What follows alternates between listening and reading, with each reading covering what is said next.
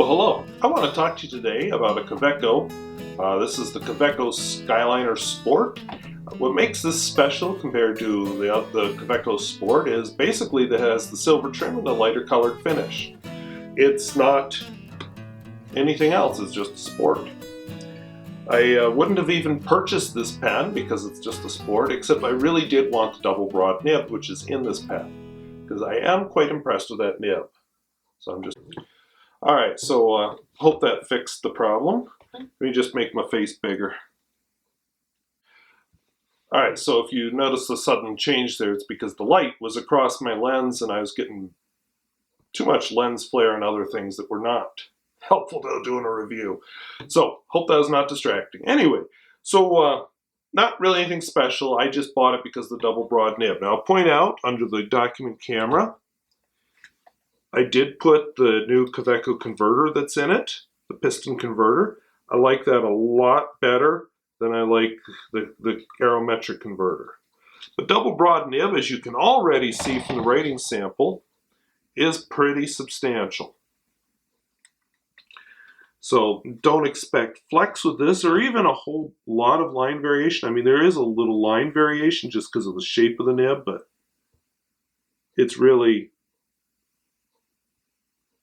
not much.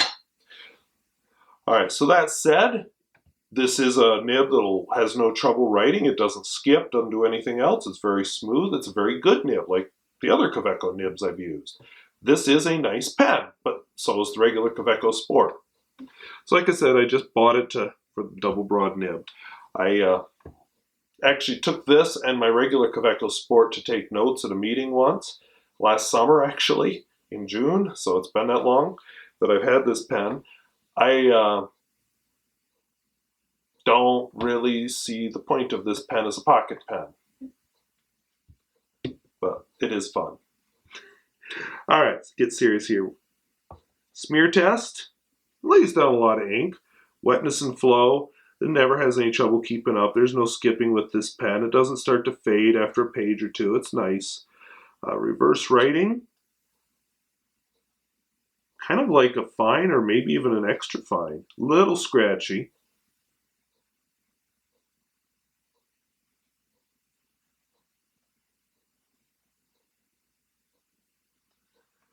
So, yeah, not bad. Now we'll do our quote with this pen. I'll just do a short quote because it's a short pen. But this is a punchy little quote, so I like it.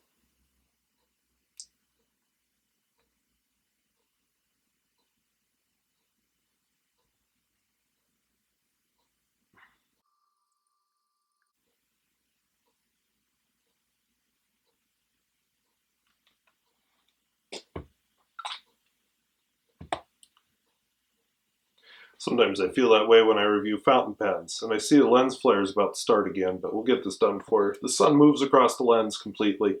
The clip does not come with the pen. I chose this clip. It's sort of a vintage style in the silver to match the silver nib. It just slides on.